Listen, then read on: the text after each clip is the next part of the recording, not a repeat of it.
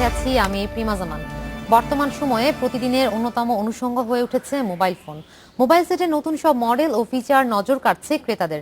ঈদের বাজারেও রয়েছে নিত্য নতুন মোবাইল সেটের চাহিদা। আজ আমাদের আলোচনার বিষয় মোবাইল ফোনের বাজার। এই নিয়ে আলোচনা করতে আজ আমাদের সাথে স্টুডিওতে উপস্থিত রয়েছেন ওয়ালটন গ্রুপের উপপরিচালক লোকমান হোসেন আকাশ। হ্যালো। এবং রয়েছেন এডিসন গ্রুপের national sales manager M A Hanif. জনাব হানিফ এবং জনাব আকাশ, আপনাদের দুজনকে স্বাগত জানাচ্ছি। কেমন আছেন আপনারা? ধন্যবাদ। জি ভালো আছি। জনাব আকাশ, আপনাকে আমি একটু শুরু করতে চাচ্ছি, যেটা হচ্ছে আমাদের মোবাইল সেটের বাজার এখন দিন দিন যেভাবে বেড়ে চলেছে, শুধু বাজারকে কেন্দ্র করেই নয়, আমরা যদি একটু ঈদকে কেন্দ্র করে বলি, আর বেশি দিন নেই আর ঈদ আসতে, তো ঈদকে কেন্দ্র করে পোশাকের পাশাপাশি এখন মোবাইলেরও একটি অন্যতম অনুষঙ্গ হয়ে উঠেছে কেনাকাটার মধ্যে। তো এই বাজার এবং এখন ঈদকে ঘিরে বাজারের অবস্থা সম্পর্কে যদি আপনি একটু বলতেন। ধন্যবাদ। তো বাজারটা কিন্তু ক্রমশই বেড়ে যাচ্ছে কোয়ান্টিটিতে। স্পেশালি এটা যদি আমরা লাস্ট ইয়ার দেখি, লাস্ট ইয়ারে গ্রোথ ছিল 16%, যদিও এবছর গ্রোথ হচ্ছে 16%-এর পরে 14.5%। অর্থাৎ গত জুলাই 1 থেকে এবছর জুন 30 পর্যন্ত আমাদের টোটাল ইম্পোর্ট ছিল প্রায় 2,65,00,000 মোবাইল, এবং গত বছর যেটা ছিল হচ্ছে 2,32,00,000 মোবাইল, এবং তার আগের বছর ছিল এটা 1,98,00,000। অর্থাৎ গ্র্যাজুয়ালি কিন্তু ইম্পোর্ট ভলিউমটা বাড়ছে। এবং আমরা যদি দেখি যে টোটাল বাংলাদেশে কিন্তু এখন মোবাইল ইউজার অলমোস্ট 12 ক্রোরের মতো হয়ে গেছে, আমরা যেটা জানি। আর এখন কিন্তু আসলে মোবাইল একটা হচ্ছে কেউ ইউজ করেন হচ্ছে তার নেসেসারি বা এটা তার একটা ইমার্জেন্সি পারপাসে লাগে, কেউ হচ্ছে ফ্যাশনের জন্য, আবার কেউ আছে যে সে একাধিক মোবাইল ইউজ করছেন, যার জন্য আমরা মানে ভালো ভালো ক্লায়েন্ট পাচ্ছি। তো আমাদেরও প্রিপারেশন ভালো, পোশাকের পাশাপাশি যেহেতু ঈদ আসছে আমরা কিছু নিয়ে এসেছি। হচ্ছে আগে আমাদের ফিচার ফোনটা ছিল না, তো এইবার ঈদকে টার্গেট করে আমরা অলভিও নামে নতুন একটা ব্র্যান্ড দিয়ে ফিচার ফোন নিয়ে আসছি। হ্যাঁ, এটা ওয়ালটনেরই একটা ব্র্যান্ড, এটা হচ্ছে অলভিও। এটার খুব কম প্রাইসে, অর্থাৎ 930 টাকা থেকে শুরু করে এটা 1650 টাকার মধ্যে পাওয়া যাচ্ছে। খুবই ভালো মানের সেট। এছাড়া আমাদের যে প্রিমো যেটা ছিল স্মার্টফোন, এটা তো রয়েছে। এটা মোটামুটি এখন 4,400 টাকা থেকে শুরু করে 29,000 টাকা পর্যন্ত রেঞ্জে রয়েছে। এছাড়া কিছু আছে আমাদের প্যাড মোটামুটি 7,000 টাকা থেকে শুরু করে এটা 20,000 টাকার মধ্যে খুব উন্নত মানের। ঈদকে কেন্দ্র করে আপনারা এই ফিচারগুলো, ঈদকে কেন্দ্র করে আমাদের মাথায় রেখে কিছু আমাদের প্রিপারেশন ছিল, সেগুলো আমরা মার্কেটে লঞ্চ করেছি এবং খুব ভালো রেসপন্স পাচ্ছি আমরা কাস্টমারদের। আকাশ, আপনাকে ধন্যবাদ। জনাব এম এ হানিফ, এবার আপনার কাছে আমি জানতে চাইবো, আপনি তো সিম্ফনির সেলস অফ হেড হিসেবে আছেন, তো সেই জায়গা থেকে আকাশ ভাই ওয়ালটনের কথা বলছিলেন। আপনাদের কাছে ঈদের বাজার এবং পাশাপাশি আপনারা ঈদকে কেন্দ্র করে কি ধরনের মোবাইল ফোনের ফিচার বাজারে এনেছেন ক্রেতাদের জন্য? থ্যাংক ইউ আপু। ইনফ্যাক্ট হচ্ছে আমরা লাস্ট টাইম আপনাকে বলছিলাম যে টোটাল আমাদের স্মার্টফোনের ক্ষেত্রে আমরা সবচেয়ে বড় যে রেভলিউশন আনার চেষ্টা করেছি ঈদের আগে, সেটা হচ্ছে স্মার্টফোনে আমরা 2690 টাকার মধ্যে হচ্ছে একটা স্মার্টফোন লঞ্চ করেছি, যেটা অলরেডি হচ্ছে E5 নামে। এর পাশাপাশি আমরা E10 অর্থাৎ লোয়েস্ট 3G প্রাইসে 2990 টাকা জিপির সাথে আমরা একটা জাস্ট লাস্ট উইকে আমরা লঞ্চ করেছি একটা। পাশাপাশি আপনার মিউজিক ফোন একটা লঞ্চ করেছি আমরা গ্রামীণ ফোনের সাথে, যেটা হচ্ছে টোটাল মিউজিক রিলেটেড যে ডিভাইসগুলো হাইলি করা উচিত সেটা অ্যাডাপ্ট করে। পাশাপাশি আমরা D53i একটা মডেল লঞ্চ করেছি, এটাও জিপির সাথে। এখানে হচ্ছে 1 টাকায় হচ্ছে ফেসবুক ইউজ করতে পারবে লোকজন, অর্থাৎ এইজ সাপোর্টেড সেট। এটা হচ্ছে একটা বাটন আছে, কিটা পেস্ট করলেই সাথে সাথে ফেসবুকে চলে যেতে পারবে। এই ধরনের জাস্ট 4-5টা আমরা নিউ ইনোভেশন আনার চেষ্টা করছি স্মার্টফোনে। এই ইনোভেশনগুলো কি ইতিমধ্যে, যেহেতু ঈদের বেশি দিন নেই, কেমন হয়েছে বেচা বা কি ধরনের মার্কেট আপনাদের টার্গেট? ভালো বলবো। আরো একটা মডেল আপনাকে বলতে চাচ্ছি, সেটা হচ্ছে আমরা Z6 একটা মডেল লঞ্চ করেছি। সেটা হচ্ছে আমাদের অ্যামোলেড ডিসপ্লে দিয়ে এবং এইচডি ডিসপ্লে এবং হচ্ছে অ্যামোলেড রেজুলেশনের মাধ্যমে যেটা করেছি আমরা, সেটা Z6টা অলরেডি হচ্ছে খুব পপুলারলি বাংলাদেশে রিনাউন্ড হয়েছে। এবং P6 একটা মডেল লঞ্চ করেছি, ভাইও জানবে হয়তো। P6 মডেলটা বাংলাদেশে আমরা ফার্স্ট টাইম হচ্ছে ফেভারিট, যেটা 5.3 ইঞ্চ, বাট এটা খুব হ্যান্ডি একটা সেট, এবং ফ্রন্ট 8, ব্যাকে ছিল 13 মেগাপিক্সেল। তো এই ধরনের আমরা প্রায় 9টা-10টা মডেল লঞ্চ করেছি টোটাল। তো টোটাল যদি আমরা বলি যে ঈদের সময় আসলে মানুষ এখন আর আগের মতো নাই যে আমি জামা কিনবো, ইয়াং ক্রেজটার মধ্যে যেটা চলে, জামা কিনবো, আমি প্যান্ট কিনবো বা ওটা কিনবো, আগেই চিন্তা করে যে টেকনোলজিক্যাল আমি কি ইমপ্রুভ নিজের মধ্যে নিয়ে আসতে পারবো, এই জায়গাটা থিঙ্ক করে যে আমি সেটটার মধ্যে জাস্ট 1.3 আছে ফ্রন্ট, এটাকে 5 আমি ঈদে নিয়ে বন্ধুদের সাথে জাস্ট ঈদটা করার পাশে একটা সেলফি তুলতে পারবো কিনা, এই যে নতুনত্ব চলে আসছে ইয়াংদের মধ্যে, এই জায়গাটা আমরা প্রায়োরিটি দেওয়ার চেষ্টা করছি। জি জানাব, জি আকাশ, আপনার কাছে একই কথা যে ওয়ালটনের কি অবস্থা তাহলে এখন, যেহেতু আমি বলছিলাম ঈদের তো আর বেশি দিন নেই, এর মধ্যে আপনারা যে ধরনের ফিচার এনেছেন কতটুকু মার্কেট? স্পেশালি ফিচারে আমরা শুধু এই বছরই প্রায় 12টি ফিচার ফোন নিয়ে আসছি। আচ্ছা, অর্থাৎ এখানে বিভিন্ন সেগমেন্টকে টার্গেট করে আমরা ফিচার ফোনগুলো নিয়ে আসছি। আরেকটা জিনিস হচ্ছে যে এখন কিন্তু মার্কেট মানে এখন যে কনজিউমার প্যাটার্ন বা কনজিউমার বিহেভিয়ার ইটস ডাইভার্সিফাইড। মানে আগে যে একটা কনসেন্ট্রেট ছিল, they will purchase just garments or apparels or footwears, but now they are thinking different criteria. Suppose সে এখন একটা ভালো স্মার্টফোন কিনবে, ভালো একটা পোশাক কিনবে, এমনকি পোশাকের সাথে ম্যাচ করেও আমরা দেখেছি যে যেমন ফোনের হ্যাঁ কালার, আমাদের কিছু কিছু মোবাইল থাকে এটা মানে কিছু কালার থাকে, যেমন হচ্ছে ব্যাক কালার যেটা থাকে এটা একাধিক কালার আমরা দিয়ে থাকি, এটা হচ্ছে কাস্টমার ভ্যারিয়েশন। মানে we are providing the goods according to customer demand. আমরা সেটা খুব ভালোভাবে অ্যানালাইসিস করি এবং আমাদের স্ট্রং একটা রিসার্চ টিম রয়েছে এবং আমাদের খুব বড় একটা দক্ষ ইঞ্জিনিয়ারিং টিম রয়েছে, যেখানে আমরা আমাদের যে সফটওয়্যার ডেভেলপমেন্টটা ম্যাক্সিমাম সফটওয়্যার কিন্তু আমরা এখানে ডেভেলপ করি, যদিও গুগল যেটা আছে অ্যান্ড্রয়েড ওর সাথে আমাদের সাথে চুক্তিবদ্ধ রয়েছে। অ্যাজ ওয়েল অ্যাজ আমরা যেটা করি কি যে বাংলাদেশের কাস্টমার ওরিয়েন্টেড, মানে তারা কি চায়, যেমন আমার দেশের যে ডিমান্ড এটা তো আর গুগল অত দ্রুত জানবে না, আমরা সেই ধরনের কিছু কিছু সফটওয়্যার আমরা নিজেরা এই ডেভেলপ করে থাকি, যেমন অ্যান্টি থেফট যে সফটওয়্যার এটাও কিন্তু ওয়ালটনের মধ্যে রয়েছে। আসলে সবকিছু মিলে যে আমরা যেটা দেখতে পাচ্ছি যে কাস্টমার যে ডিমান্ড এটাও কিন্তু মানে খুব গ্র্যাজুয়ালি চেঞ্জ হচ্ছে, মানে আজকে একটা চেঞ্জ হচ্ছে। এবং স্মার্টফোন যেটা হচ্ছে যেটা কিন্তু আমরা চেষ্টা করি যে এভরি 2 মান্থ আমরা নতুন একটা মডেল নিয়ে আসি, এবং এভরি 3 মান্থস আমাদের যে সেটগুলো আসে এটা ডেফিনেটলি নিউ ফিচার নিয়ে, নতুন স্পেসিফিকেশন নিয়ে, হয়তো এটা গরিলা গ্লেস চেঞ্জ হবে বা এর যে কিটক্যাট বা নতুন নতুন সফটওয়্যারগুলো আসে, হ্যাঁ সব ক্ষেত্রে কিন্তু আমাদের কিছু ভ্যারিয়েশন থাকে।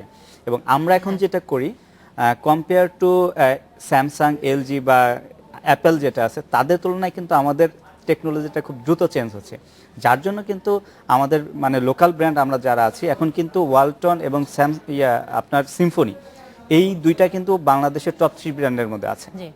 অর্থাৎ একমাত্র স্যামসাং আছে যেটা হচ্ছে টপ 3 ব্র্যান্ডের মধ্যে, আদার্স যে মাল্টিন্যাশনাল ব্র্যান্ড ছিল ওরা কিন্তু আমাদের কাছ থেকে একটু পিছিয়ে আছে। স্পেশালি নোকিয়া যেটা ছিল এটা কিন্তু ওয়ালটনের চেয়ে অনেক পিছিয়ে পড়েছে in terms of volume, in terms of quantity. জনাব এম এ হানিফ, আকাশ ভাই যেটা বলছিলেন যে অনেক বেশি ফিচার অ্যাড হচ্ছে স্মার্টফোনের কথা, তার মানে ওভারঅল বোঝাই যাচ্ছে যে এখন মোবাইল ফোনের বাজারটা স্মার্টফোন ভিত্তিক হয়ে গেছে। এই ক্ষেত্রে আমার কথা হচ্ছে যে আমরা যে 2 মাস পর পর বা এত বেশি আমরা স্মার্টফোনের ফিচার চেঞ্জ করছি, তাহলে কি আমাদের কোয়ালিটি জায়গাটাতে কি আমরা এই জায়গাতে কি ইনসিকিউরিটি কম পাচ্ছি? কেননা না অবশ্যই আপনি যেটা বলছেন ঠিক আছে, বাট কোয়ালিটিতে কম্প্রোমাইজ যদি করা যায় তাহলে অবশ্যই লং টার্ম বিজনেসের যে থিঙ্কিং থাকে সেটাতে কখনোই কেউ ফ্রুটফুল হতে পারবে না। লং টার্ম বিজনেস যদি আপনার থিঙ্ক থাকে যে আগামী 10 বছর পর আমি জাস্ট কান্ট্রিটার স্মার্টফোন মার্কেটটা কোন অবস্থায় দেখতে চাই, পিপুলকে কোন স্ট্যান্ডার্ডে নিয়ে যেতে চাই, এই থিঙ্কিং যদি কারো থাকে, শর্ট টার্মের জন্য যদি কেউ বিজনেসে থিঙ্ক করে সেক্ষেত্রে আসলে কোয়ালিটি অত প্রায়োরিটি পায় না। আপনি যদি দেখে থাকেন সিম্ফনি কিন্তু আমাদের স্টার্টটা হয়েছিল একবারে সিম্পলি, যেখানে ফার্স্ট টাইম আমরা কোয়ালিটি প্রোডাক্ট দেওয়ার চেষ্টা করেছি, যেটার মাধ্যমে কিন্তু রেফারেন্স কাস্টমার ক্রিয়েট হয়েছে। নট লাইক যে আমরা আগে মার্কেটিংয়ের অ্যাক্টিভিটিস করেছি, স্ট্র্যাটেজিক অ্যাক্টিভিটিস করেছি, প্রথমে ফার্স্ট টাইম অ্যালার্ম করার চেষ্টা করেছি আমরা আসছি মার্কেটে, এরকম না। সিম্পলি আমরা হচ্ছে ফার্স্টে কি করেছি, কোয়ালিটি প্রোডাক্ট দিয়েছি, যেটার মাধ্যমে আপনার একজন যদি ইউজ করছে, আমরা দেখেছি যে ফ্যামিলির সবাই বলছে সিম্ফনি কিন প্রোডাক্টটা ভালো বা সুলভ মূল্যে দিচ্ছে বা ব্যাটারিটা ভালো, স্থায়িত্ব বেশি, এই যে বলার মাধ্যমেই টোটাল মার্কেটটা একটা সময় যখন দেখলাম যে ভালো একটা পজিশনে চলে গেছি, সেকেন্ড টাইম আমরা হচ্ছে এটার কাস্টমার কেয়ার নিয়ে কাজ করেছি, যেটা আপনারা দেখবেন যে টোটাল বাংলাদেশে আমাদের 46 নিজস্ব কাস্টমার কেয়ার, পাশাপাশি 19টি হচ্ছে আমাদের কালেকশন পয়েন্ট আছে। এবং আমাদের প্রত্যেকটা কাস্টমার কেয়ার থেকে যখন একটা কাস্টমার সার্ভিস নিয়ে বের হয় তার মধ্যে একটা পারসেপশন ক্রিয়েট হয়ে যায়, ইয়েস বাংলাদেশের পিপলের কিন্তু নর্মাল থিঙ্কিং হচ্ছে যে বিক্রি করলাম, পকেটে টাকা নিলাম, বাস আমার কাজ শেষ। বাট সিম্ফনি ওই জায়গাটাতে অবশ্যই আমাদের ম্যানেজমেন্টে যারা আছে জানবেন, ওরা ফার্স্ট টাইম বলে যে একটা কাস্টমার আনহ্যাপি থাকা অবস্থায় আমাদের ঘুমানো উচিত না। তার মানে প্রত্যেকটা কাস্টমার যাতে থিঙ্ক করে যে সিম্ফনির আফটার সেল সাপোর্টটা ভালো এবং সে আরেকজনকে রেফার করবে।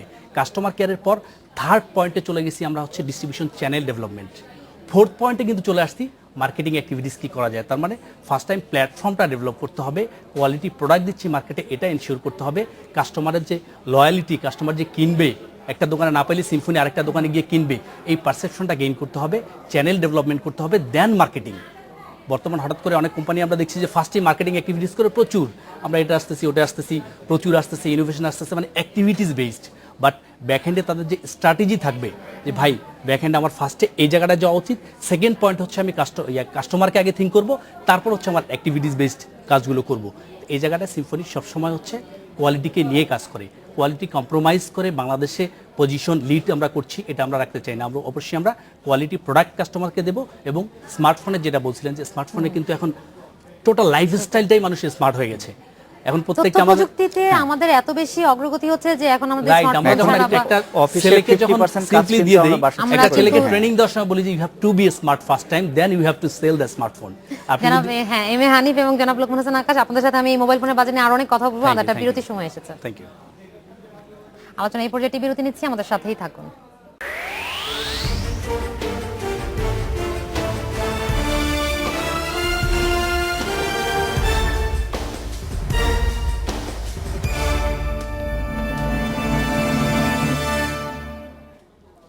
আপনারা দেখছেন খাতুনগঞ্জ থেকে মতিঝিল। আজ আমরা আলোচনা করছি মোবাইল ফোনের বাজার নিয়ে।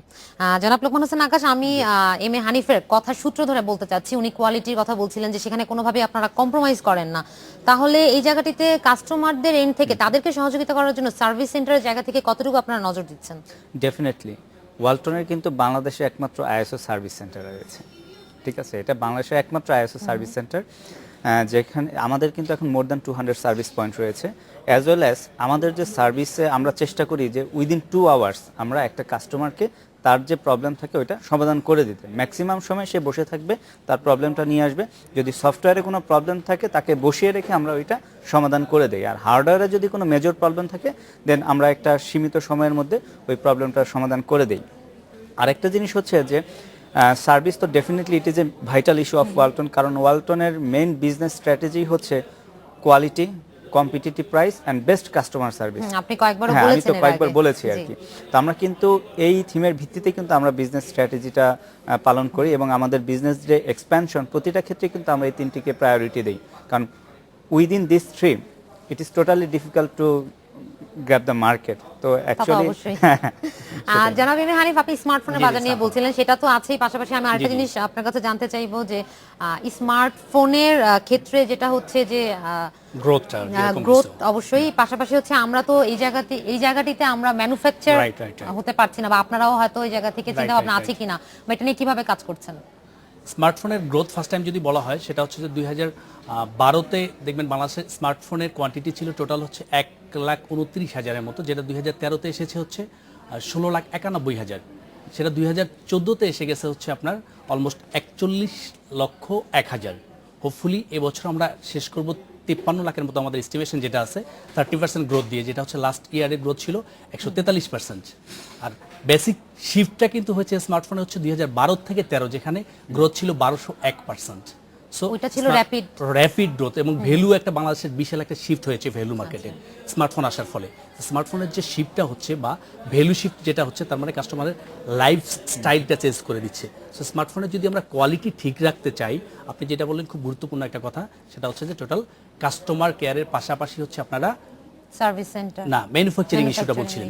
ম্যানুফ্যাকচারিংটা ইয়েস উই এগ্রি যে আমাদের ম্যানুফ্যাকচারিং এ যাওয়া উচিত। বাংলাদেশে এত বড় 700 কোটি টাকার একটা মার্কেট, সেই 700 কোটি টাকার মার্কেটকে লিড দেওয়ার জন্য 7,000 কোটি টাকা হচ্ছে 7,000 কোটি টোটাল সারা বছরে, যেটা 7,000 কোটি টাকার মার্কেটটাকে যদি আমরা ম্যানুফ্যাকচার বেসড করতে পারি সেটা বাংলাদেশের জন্য বিশাল একটা পরিবর্তন বলা চলবে।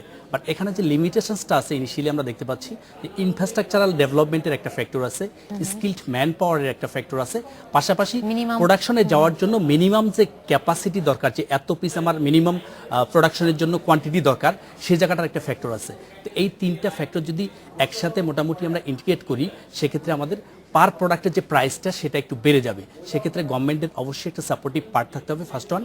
সেকেন্ড ওয়ান হচ্ছে স্কিল ম্যান পাওয়ারের যে ফ্যাক্টরটা বললাম, পার্শ্ববর্তী দেশ যদি ইন্ডিয়াতে দেখেন, ইন্ডিয়াতে কিন্তু বাংলাদেশের চেয়ে অলমোস্ট 10 টাইমস হচ্ছে টোটাল বিজনেসটা অ্যাডভান্স থাকে। বাংলাদেশ যদি পার মান্থে আমরা করি 250 কোটি টাকার বিজনেস, ইন্ডিয়াতে করে সেটা হচ্ছে 2500 কোটি টাকার বিজনেস, টোটাল ইন্ডাস্ট্রিটাই 10 টাইমস। বাট ইন্ডিয়াতে দেখবেন এখনও ম্যানুফ্যাকচারিংয়ে তারা লেস দ্যান 10% হচ্ছে ম্যানুফ্যাকচারিং আছে। যদি ম্যানুফ্যাকচারিংয়ের কোয়ালিটি ঠিক রেখে লোকালি করা যেত চায়নার চেয়ে, তাহলে তারা সেই ম্যানুফ্যাকচারিং পার্টটা হয়তো 50% করে ফেলতো। সো ওই জায়গাটায় আমরা বলছি যে না করা যাবে না তা না, করা যাবে, তবে সেক্ষেত্রে গভর্নমেন্টের পজিটিভ হ্যান্ড যদি আমাদের সাথে থাকে, হোপফুলি আমরা নেক্সট 2 or 3 ইয়ার্স এর মধ্যে এই ইনশাআল্লাহ ইস্যু ধরে আমি এই বলতে issue ধরে চাই, তাহলে হ্যাঁ। বাজেটও তো গেল, বাজেটকে কেন্দ্র করে কি আপনার কিছু বলার আছে? আচ্ছা, বাজেটকে কেন্দ্র করে আসলে ওই রকম কিছু বলা নেই, আমি শুধু এই ইনভেস্টমেন্টের কথাটা বলবো। জি। অন্যান্য দেশে যেটা করা হয়, আপনার ইনফ্রাস্ট্রাকচার ডেভেলপমেন্টটা করার পর তারা ইনভাইট করে যারা Others, ইন্ডাস্ট্রিয়ালিস্ট আচ্ছা। আছেন তাদেরকে, যারা ইনভেস্টর আছেন, যে I will give that types of facilities, you may come and invest. অর্থাৎ সে আমাকে যত ইনফ্রাস্ট্রাকচার ফ্যাসিলিটিস তার সব সবকিছুই ধরনের দেবে, সহযোগিতা রাইট? করবেন। সে আমাকে একটা ক্যাশ ইনসেন্টিভ ফ্যাসিলিটিস দেবে, বা আমাকে সে এক্সপোর্টের উপরে কোনো ইনসেন্টিভ দিবে, আদারওয়াইজ সে আমাকে ইনভেস্টমেন্টের উপরে সে ট্যাক্স বেনিফিট দিবে। অর্থাৎ যেমন আমরা দুবাইয়ের কথা বলতে পারি, দুবাই যে ফ্রি জোন আছে তারা বিশাল ফ্রি জোন আগে অর্গানাইজ করে। যেমন আরকে ফ্রি জোনের কথা বলবো, ওয়ার্ল্ডের one of the largest free zone, প্রায় 8,500 কোম্পানি আছে একটা ফ্রি জোনে। সেখানে তারা কি করেছে, যারা ইনভেস্ট করবে 50 ইয়ার্সের জন্য তাদের কোনো ট্যাক্স নাই। দেখেন যে কত 50 বড় বছর যদি সে কোনো ট্যাক্স সহযোগিতা। বেনিফিট ফ্যাসিলিটি পায়, পাচ্ছে। সে কেন ইনভেস্ট করবে না? অ্যাজ ওয়েল অ্যাজ খুবই লুক্রেটিভ, আমরা এই হ্যাঁ। ধরনের সহযোগিতাগুলো তো অবশ্যই। হ্যাঁ, অ্যাজ ওয়েল অ্যাজ এই তারা option-টাই- কিন্তু আবার রিএক্সপোর্টের একটা ফ্যাসিলিটিস আছে। অর্থাৎ ইন্ডিয়ার কথাটা আমি যেটা বলবো, যে ইন্ডিয়া আপনার লাস্ট ইয়ারে প্রায় $10 বিলিয়ন ইম্পোর্ট করেছে, অ্যাজ ওয়েল অ্যাজ তারা কিন্তু এক্সপোর্ট করেছে হচ্ছে প্রায় $5 বিলিয়ন। তাহলে দেখেন তাদের লোকাল মার্কেট কিন্তু মোর দ্যান $10 বিলিয়ন। তারা কি করে, কিছু ভ্যালু অ্যাড করে। সাপোজ তারা $10 বিলিয়ন মধ্যে হয়তো $7 বিলিয়ন সিবিইউ কন্ডিশন আনলো, $3 বিলিয়ন তারা সিকেডি বা এসকেডি কন্ডিশনে নিয়ে আসলো। আনার পর তারা সেখানে ভ্যালু অ্যাডিশন করে লোকাল মার্কেট প্রায় $8 to $9 বিলিয়ন কনজিউম করার পরেও কিন্তু তারা $5 to $6 বিলিয়ন এক্সপোর্ট করতে করতে পারছে। তার মানে তাদের কিন্তু intention to reexport and to develop the market, local world market, market world কম্পিটিশনে মার্কেটে। আমাদের এখন বর্তমান বাংলাদেশের অবস্থান কোথায় আছে? বাংলাদেশে আসলে আমরা তো শুধু ইম্পোর্টের উপর এখনো কনসেন্ট্রেট করে আছি। তো আমরা চাই যে এখানে যদি গভর্নমেন্ট কোনো ইনিশিয়েটিভ নেয়, আসলে আমরা প্রাইভেট সেক্টর থেকে আমরা খুব বেশি পারি না। আমরা গেলে বিভিন্ন জন বিভিন্ন কথা বলে, আমাদেরকে এমনভাবে দৌড়াইতে হয় মনে হয় যে আসলে দায়টা আমাদের। হয়রাজ দেখেন আজকে গভর্নমেন্টের যে আপনার ভ্যাট আসে, প্রায় 40% ভ্যাট কিন্তু আপনার মানে গভর্নমেন্টের যে টোটাল বাজেট তার 40% আসে কিন্তু ভ্যাট থেকে। মানে আমরা যদি ম্যানুফ্যাকচারিং এ যাই, আমরা যদি এমপ্লয়মেন্ট জেনারেট করি, তাহলে তো এই সেক্টরে ভ্যাট বেড়ে যাবে, জি। আর গভর্নমেন্টের কিন্তু রেভিনিউ বেড়ে যাবে। আমরা শুধু বলি যে করবে মানে ইম্পোর্টারের উপর, শুধু ইম্পোর্টারের উপর কেন আমি মানে চাপ প্রয়োগ করব? আমাকে ম্যানুফ্যাকচারিং কিছু বেনিফিট দিতে হবে, 2-3 বছর বা 5 বছর আমি তাকে একটা বেনিফিট দিব।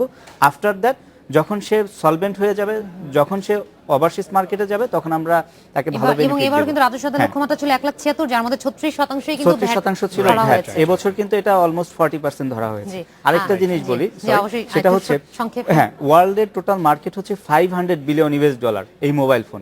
আমরা যদি ভিয়েতনামের কথা বলি, ভিয়েতনামের শুধু একটা ফ্যাক্টরি, একটা কোম্পানি এক্সপোর্ট করে প্রায় $34 বিলিয়ন। মানে আপনি দেখেন যে আমাদের বাংলাদেশের টোটাল যা এক্সপোর্ট, তার- ভিয়েতনামের একটা ফ্যাক্টরি থেকে ফ্যাক্টরি থেকেই সেটা পূরণ হয়ে যায়। হয়তো সেই কোম্পানি কিন্তু চেয়েছিল বাংলাদেশে ম্যানুফ্যাকচারিং ইউনিট করতে। অর্থাৎ ইনফ্রাস্ট্রাকচার এবং government initiative must necessary immediate. আমরাও আশা করব আমাদের নীতি নির্ধারকরা এই জায়গাগুলোতে নজর দিবেন এবং আপনারা অনেক সহযোগিতা পাবেন। জনাব এম এ হানিফ, আপনাকে অসংখ্য জি, ধন্যবাদ। জি, জি, জনাব সালাম। লোকমান হোসেন আকাশ, আপনাকে অসংখ্য ধন্যবাদ। আমরা অনুষ্ঠানে এসেছেন, সময় দিয়েছেন। Thank you. জি, সালাম। এই ছিল আজকের মতো খাতুনগঞ্জ থেকে মতিঝিলের সাথে থাকার জন্য ধন্যবাদ সবাইকে।